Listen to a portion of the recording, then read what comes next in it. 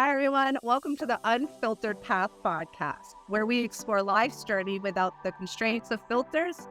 In the world saturated with highlight reels, we dive deep into the true essence of individual experiences, offering listeners an uncensored glimpse into the triumphs, struggles, and transformative moments that define us.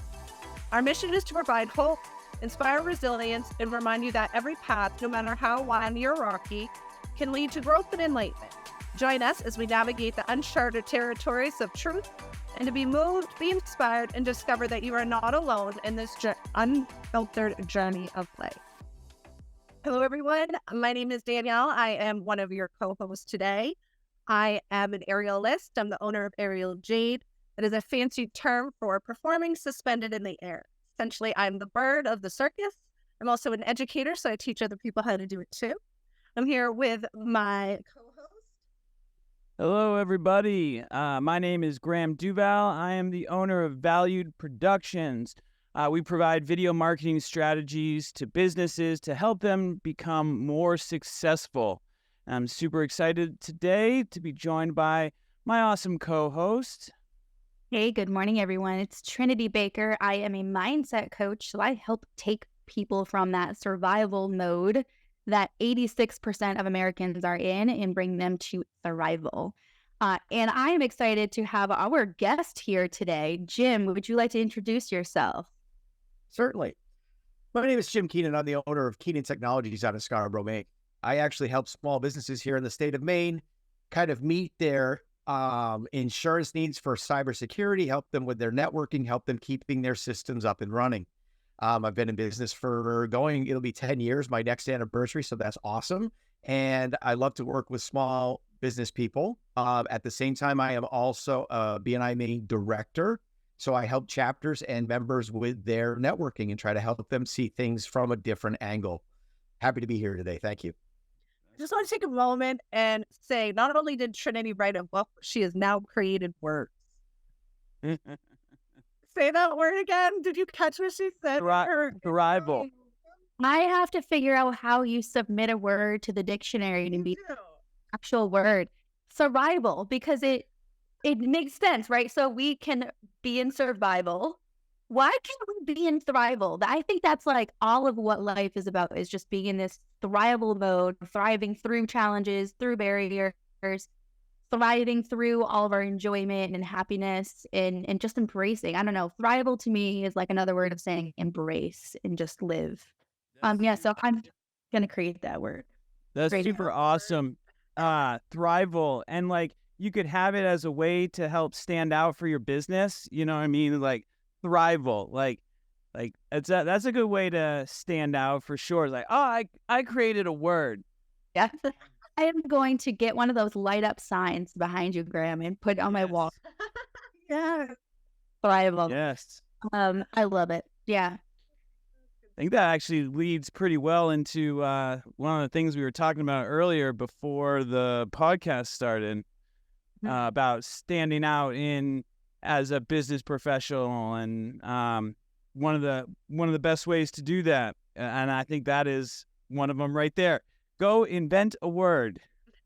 Connect it to your business. It's literally like in my marketing, like my mindset transformation program that I use in the 3 months of working with clients is called Ignite Your Life, going from survival to thrival. Like it is my business, like motto, mission, sort of. So I never really thought about that. I appreciate the artistic minds here, because sometimes I'm just not that artistic. I have giggled every time you started saying it. I can't like keep it together. I'm like, she really went and invented a word. Like, that's some confidence, I'm just going to say.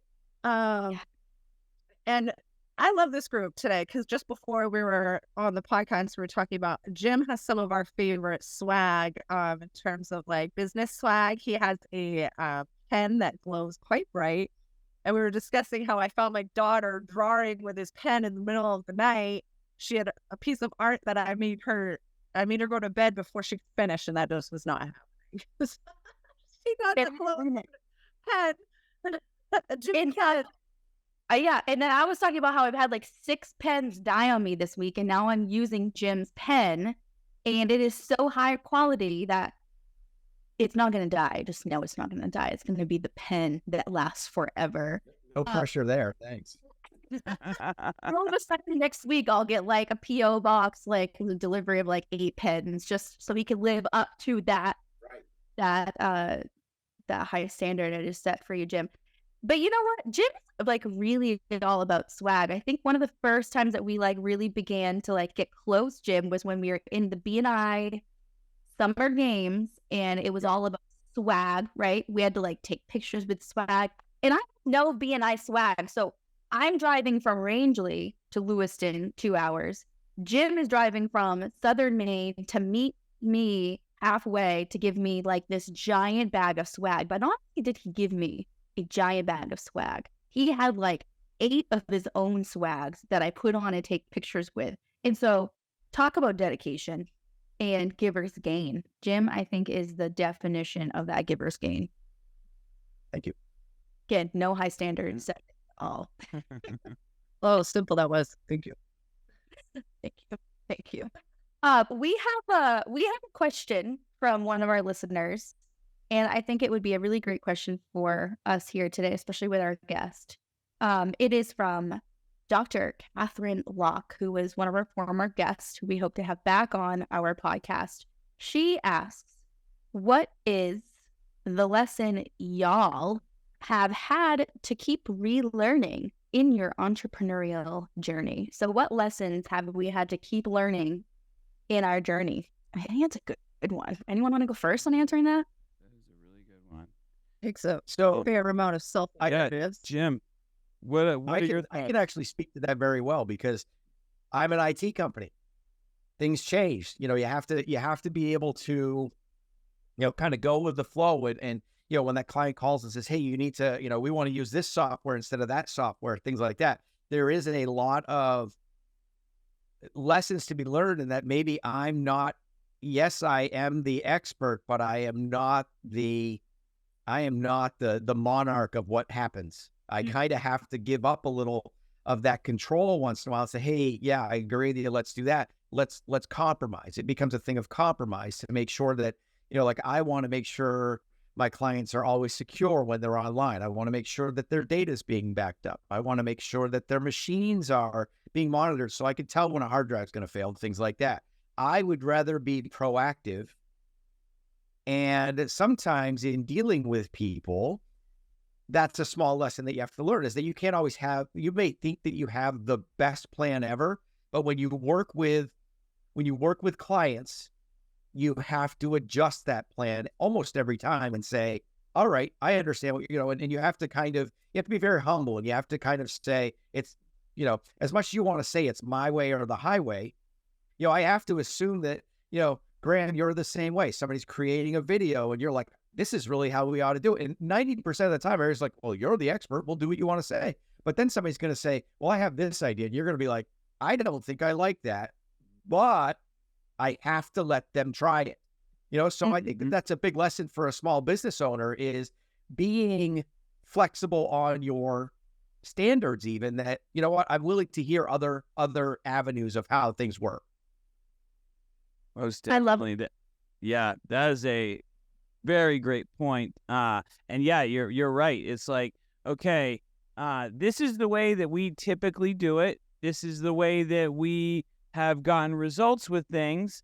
But if you want to try that, why don't we meet in the middle and do some of that while still making it fit into the confines of this structure or something, and it, for myself anyway, marketing is all about that testing. So let's see what happens, and going with that flow, like you said. Couldn't agree more. Danielle, you probably do the same thing with your clients too, because everyone has different physical and mental abilities when they come to you. Like, every single person is different. I think that's probably where we relate a little more. One thing that's consistent is that I know that it's not. Yeah. Right. But what Jim was kind of highlighting as well is the interpersonal skills, right? Like being able to interact with many different types of clients and needs and people. I think that's where I'm always learning. I'm also a leader. So when people fail, they first will say, oh, I don't like the move or XYZ. And then if they fail again and they're not strong internally, they'll point blame at me. Leader. Mm-hmm. And it happens so often that's one of the things that it's the interpersonal skills. I've really had to take myself outside of my role, objectively look at it and not take things personal. Even in being a chapter president, for example, that I feel is the exact same thing. So that's been one of the biggest things, is taking myself out of and take emotionally and not taking it too personal. But the interpersonal skills repeatedly have been, that's the one thing I'm always adjusting to. I don't know if that's how I would have answered the question originally, but after hearing Jim, I would have to agree. It's very true, though. I mean, yeah, it is so true. I love that you say that, Danielle, like, because I've been getting a lot of clients who are in their like 60s and 70s. And when you take someone's mental strengths and what they've developed, their beliefs, limiting beliefs and patterns and habits over so many years, it gets deeper and deeper as we go. And so I love the way you just structured that. They come to you, they try the move and they fail, right? They don't like the move. And it's the same thing. They come to me, they try the mindset hack and it doesn't work. And so they hate that hack. And I'm like, nope, it's what you need. And so the second part is they do the move with you, right? And then all of a sudden they blame you. And so the same thing happens is they do the mindset hack and then they're like, it's not working, it's you. And so we have to have, as business owners, I think, is we have to have that expertise, like you say, Jim, to know, willing to try it your way and give you some of that leeway and that guidance in what like is customized for you and what you need to then get to that third step of seeing it as how powerful it really is, right? You need those systems set up to be able to see if a hard drive is going to fail, right? Clients might not always understand the importance of that. Graham, people aren't going to understand the importance of marketing in specific ways. Like, why do we need captions all over the place and stickers and all of these, like, add-ons? Is they might not see that. They might see that as busy, where you see the importance of that in marketing. And I love that. It's a really cool way to see that, Danielle. Thank you for that. Yeah, so recently, right, the girls were doing this move, and at the end of the move, I would say the instructions on how to exit. And they joked. They were like, oh, that's the one part we know. And it was so detailed about the exit. Well, guess who got hurt? Who didn't listen to the exit? I knew that the injury would happen from the exit, not the move itself. So I was so specific and repetitive on how to exit to the point where they made a joke about it, right? But yet, the very person who exited the move without doing it, as I said, literally like hurt, like bruised her arm or whatnot. And I was like, I took a moment to kind of I waited a week and then re-brought it up. And I'm like, but I knew already that that's where actual physical pain would occur. So I was being very specific in that moment. And it was funny because they poked at it and then got hurt doing that same thing. So it's been, it's really tested confidence, right? We have to be so confident in our roles. So yeah, I think that too is something to always work on. Confidence, the interpersonal skills, feedback, being able to take feedback, is another thing. I think one of the things as a small business owner that like to just take out of this whole interaction right now is that how can we expect the people we work with to be pliable and bendable if we are not as well? We have to be able to show that we're able to bend and dance and kind of go back and forth with them and doing all that kind of stuff and, kind of counter their ideas and stuff and being malleable, but still sticking to your, you teach a certain way, Danielle, and you knew that coming off of that move is where somebody's going to get hurt. So that's a law of physics that somebody's going to get hurt. So there's not really bending that. You're not going to break, but again, trying to get your message around that without coming off as like authoritative and condescending. That's where I see small businesses that struggle because again, I'm working with them. I see kind of the inner workings and things like that. And they may, they may be really harsh to their clients because it's my way or the highway, So. Yeah, and there's a lie because some people want you to be stern, especially in a coaching role. They kind of need somebody that like that's why they're paying you, really. I mean, at the end of the day, Well, it's accountability. Yeah. It really it's that interpersonal skill. I think that is my end all reply to Catherine is that interpersonal skill is be able to mold yourself to other people while remaining in alignment with safety and the ethics of whatever it is we're all working on. Yeah, I would agree. At first I want to make a joke about like receipts or something silly, but when I think about it, I always get those kind of things done. I really feel like the challenge is the constant interaction with people. And she's a doctor and she's self-employed too. So I can see why that would be an interesting question for her. And that, I imagine hers is going to be a similar experience to ours.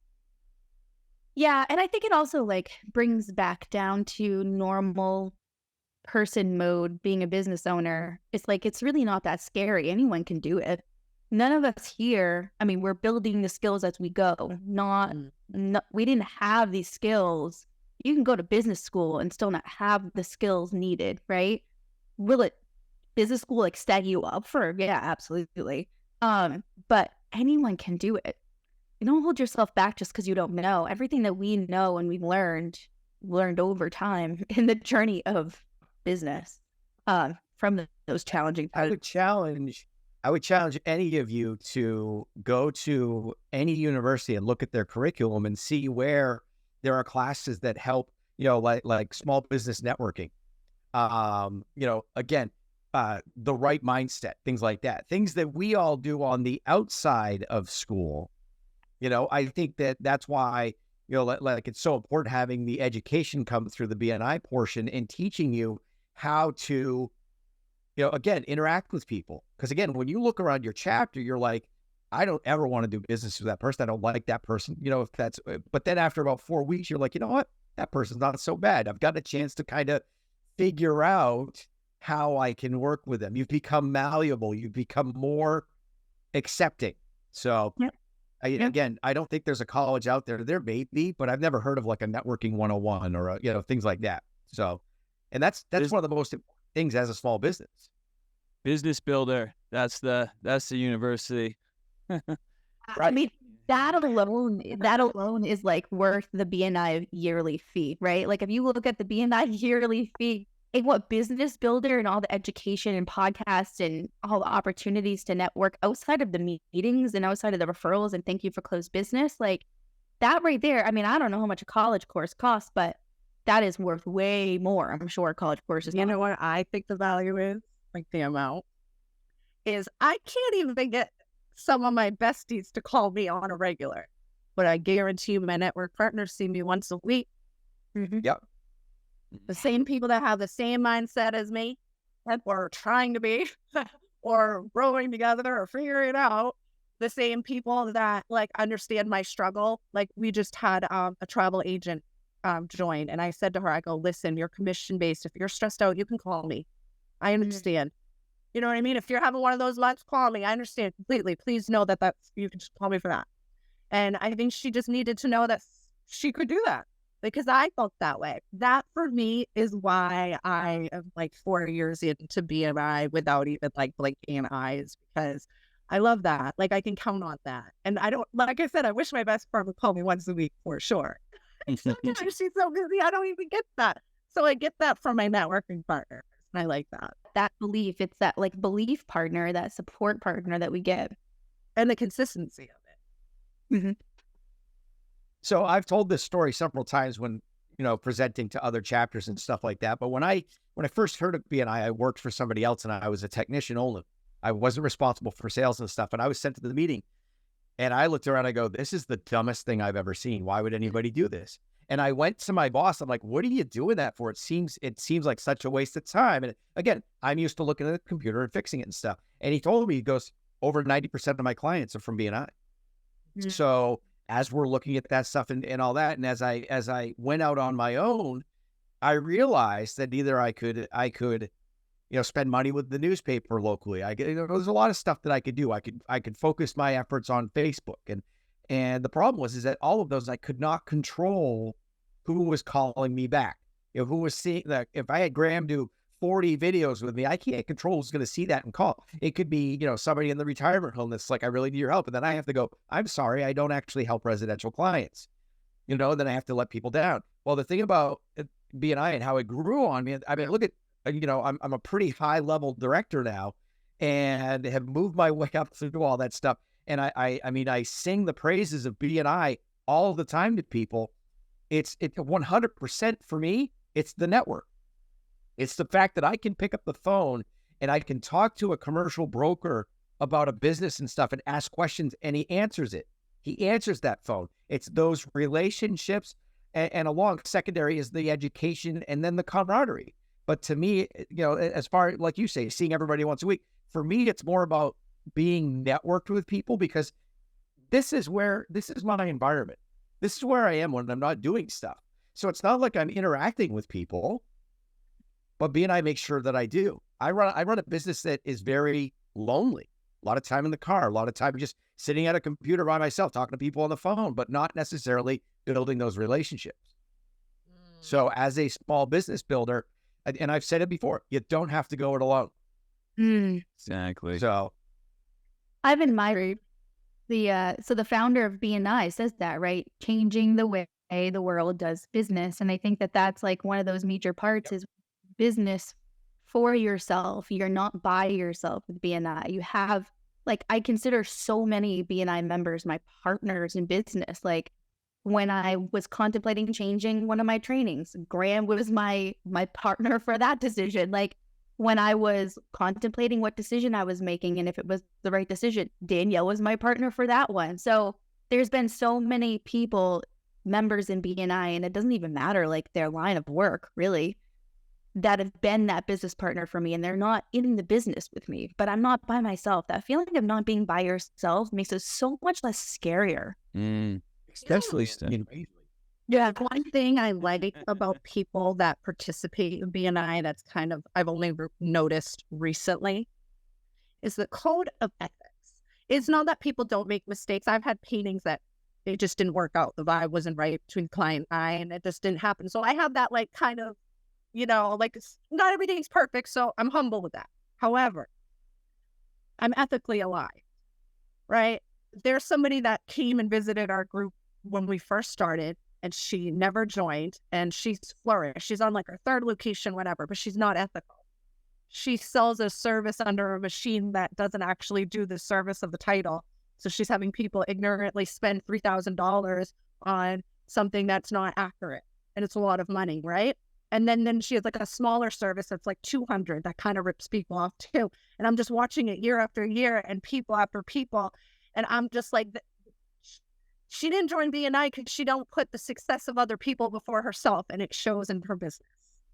Yeah. I have carried on averagely, and my business has grown slow and steady, but yet all my referrals are within BNI. I help other businesses grow, and I put that at a forefront every week. And because of that, the quality of my business, I'm not perfect. However, I put other people's experiences, needs, and desires before money and status. I didn't even have a Facebook until I became a BNI president. You know what I mean? Like, I didn't need it. I was getting quality referrals. I had quality people in my life. Like, you know what I mean? Like, I don't know. That's one thing I will say. So BNI didn't start to really work for me or really click with me until I took Keenan Technologies and Jim Keenan out of the whole equation. I stopped worrying about what it was doing for me. I started worrying about what I could do to help Trinity, like with her, her summer game stuff. What can I do? What can I do to help people? Because as soon as I did that, I mean, I obviously bought a really good friend by being who I was. I brought on, and Graham, and try to help everybody out with anybody that I can. I'm happy that I was able to help your daughter draw in the middle of the night. I'm sorry that was what happened, but I still, where I just, like I say, BNI started to work as soon as I stopped worrying about what it was doing for me. Ethics. I totally agree. I think one of the lessons that, bringing it back to the question from before, that I've learned, a couple times, is that I hold myself to that same ethical standard. You know what I mean? And it's important for me to continue to portray that and everything and do that, but to remember that not everybody else gets that too sometimes. You know what I mean? Right. And sometimes that can bring up different things. It can hit different fear triggers or different stuff, you know what I mean? And like how, and then bringing it back to that malleable thing of like how I can adapt to overcome any sort of like clash or whatever, you know what I mean? And it's just important to remember that I value that tremendously, like that ethical standard of like being true and how I can help people like tremendously. I hold that to very, very like deep to my heart, you know what I mean? And like just remembering that not everybody else gets that all the time. And it's like, okay, how can I convey that message even more when something like that happens? It's like, oh, maybe I wasn't as clear on that same ethical standard as I thought I was. You know what I mean? What can I do differently to show that transparency, to show that honesty and like everything that I hold myself to even more than I thought I did. You know what I mean? So I think that's super. Game, right? So just by being an active member for a consistent period of time, there's already an acknowledgement that you put other people before your own business within reason. Like we're trained to be that way. So I think that's what I mean. Like there's, I like knowing that I'm working with people that put other people's businesses before their own, in a sense, first. And BNI puts us in that environment. That's what I noticed the difference. Like I was like, wow, my BNI members do this, where other people, they're great businesses. They've, they're all right. They're still not, you can tell. There's like a taste. And it does come down to a training thing too, because there are some people in BNI too that like it's like they want to and they're working on it, but it's still not as like people are different. We're all different, you know what I mean? And like I hold that, what you're talking about, Danielle, to a very deep core level, that giver's gain, but not everybody. People might be working to that point and they're like trying to get to that point, and it's not even if they are in BNI, you know what I mean? Like sometimes, and that's why I always like to say is like give them a chance, but BNI has a tendency to filter out the people that aren't true very quickly. You know what I mean? I feel like they filter themselves out. Yeah, well, yeah, exactly. They filter themselves out. They do. Exactly. I see BNI as this, like the Better Business Bureau, right? Like that stamp of approval where when you see the BBB, like that business is really great. When I see a business in BNI, whether it's Maine or another state, another country, when I know that they're a BNI member, I have so much more faith and trust in them as a business owner and personally, because I know what it takes to really show that you deserve to be in BNI, right? You can attend meetings all day long, but if you don't have that ethic and that core value that we stand for as business owners, that giver's gain along with all of them, right?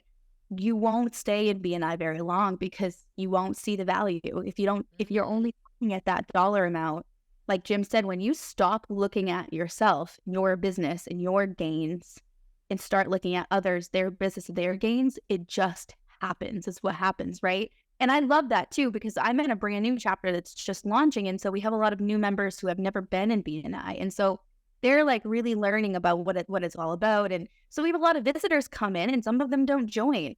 And some of them will say things like, I thought that would be different. I thought it would be like this and like that, because they've attended other networking groups before, and it is different because we have that ethics and core values and giver's gain and focus.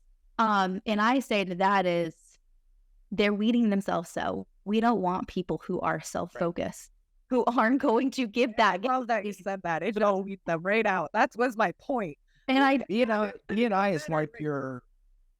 is like your adult group project at school. There are going to be the people that are not going to contribute to the project, and then you're going to have the people that do 70% of it, and then there's going to be people in the middle that contribute to the whole thing to make it all work. And then the people at the other end, when it comes around to gala and stuff, and all of a sudden, we're getting awards and stuff like that. The chapter gets an award, and they're like, "Hey, I was part of that." It's like, no, you weren't. Yeah, it doesn't happen that way, And it takes a village and all that kind of stuff. But yeah, I think that you're always going to have that dynamic in any kind of group.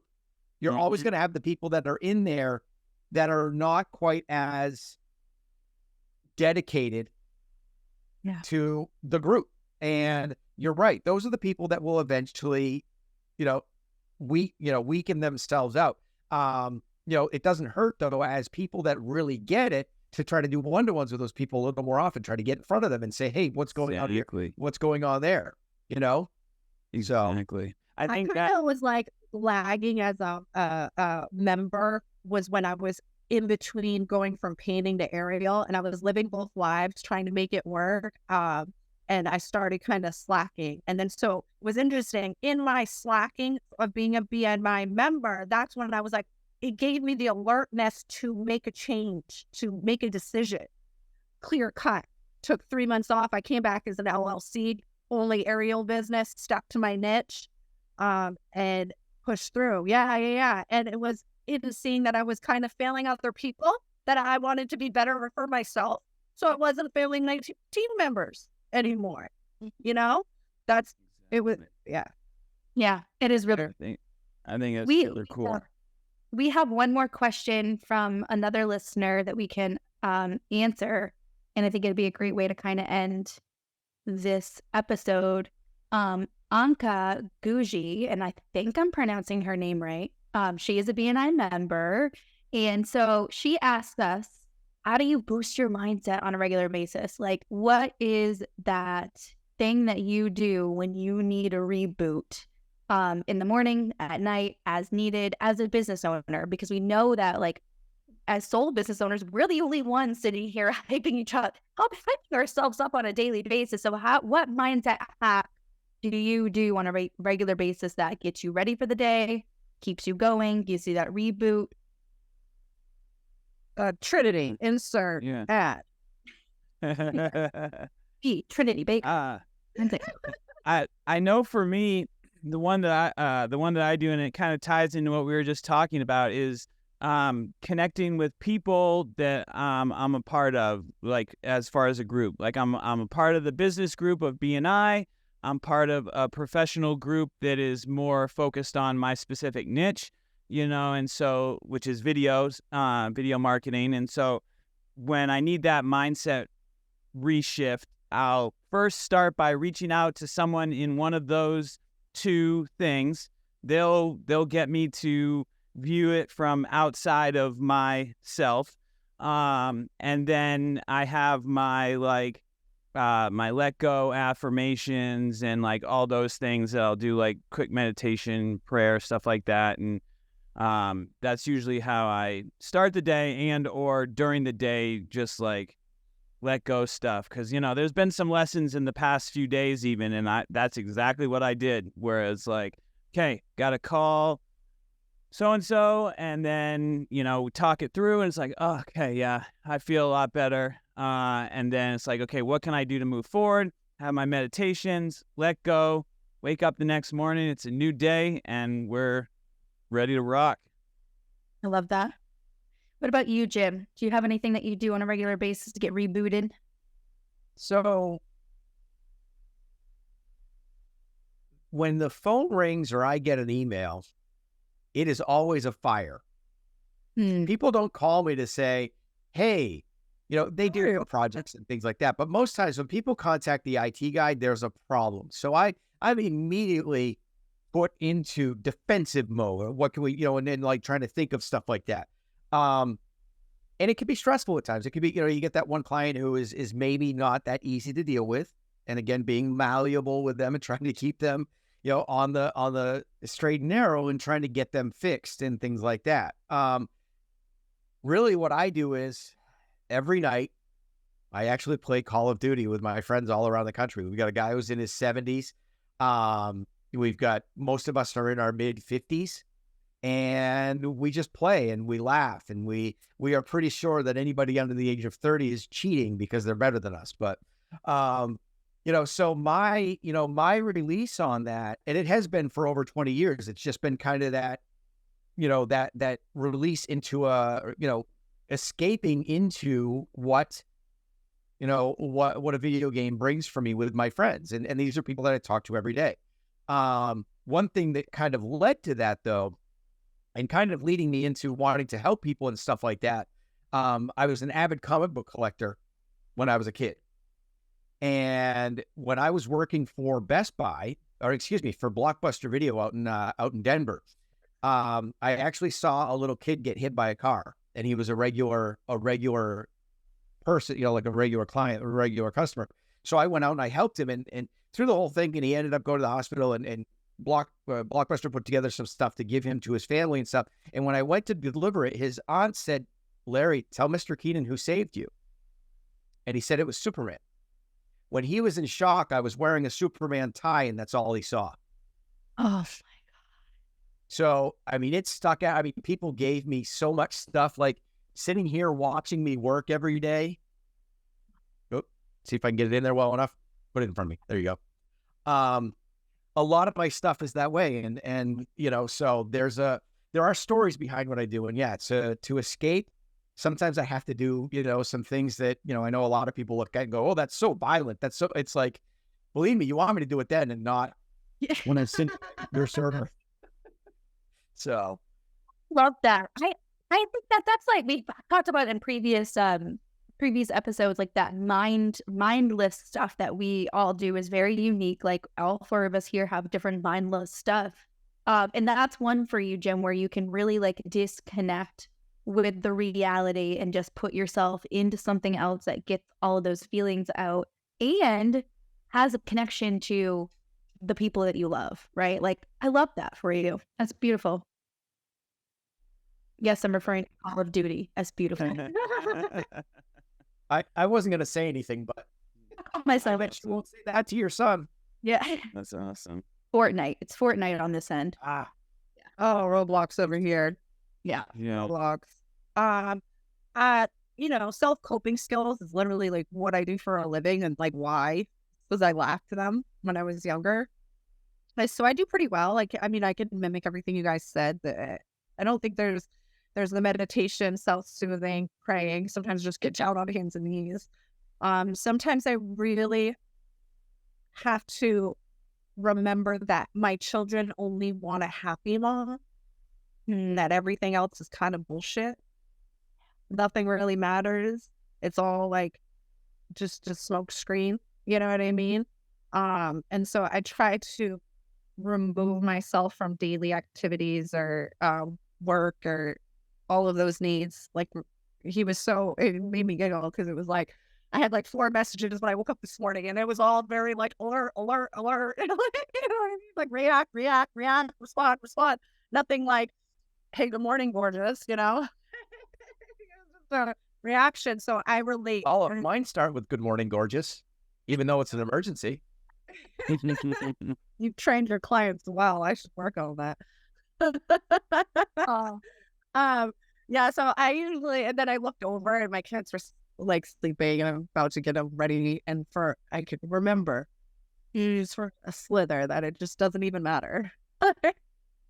I love that. I really do love that. For me, if I had to pick one, I literally have 100 of them. If I had to pick one, it would be just to constantly remind myself, it really is not in my control. Nothing is in our control. And so I think reminding myself of that, and I use that a couple of different ways: meditation, journaling. Journaling is huge, even if it's just 1 or 2 sentences, journaling. And just really like the bottom line is it comes down to giving it to God. Like, it's not our control. The only thing we control is the way we look at things, the way we feel things, what we focus on, how we perceive them. And so like, that's why I created grace, gratitude, celebration, because those 3 words, when you practice them, allows you to refocus on what you are in control of and give away the things that you're not in control of and ask for that guidance. So I think that like it alleviates, for me at least, alleviates that responsibility of trying to figure things out. Like, just give it to God and then focus on actions that I can take next, one at a time. That's I awesome. heard that functionally, that the part of the brain that expresses gratitude is opposite from anxiety. So you can actually not be in anxiety if you are stating what you're grateful for, that the brain literally cannot chemically function on one side or the other. They have to be in separate. So I find that I needed to know that, I guess, to appreciate gratitude more. And so now it's my way of parenting. If my kids are fighting too much, I say, list something grateful. Your brain can't be upset while you're grateful. And it works on them. So that's like my new thing. That's awesome. I totally agree. Super grateful for this conversation and for the Unfiltered Path podcast and for all you listeners out there and for Jim for joining us today.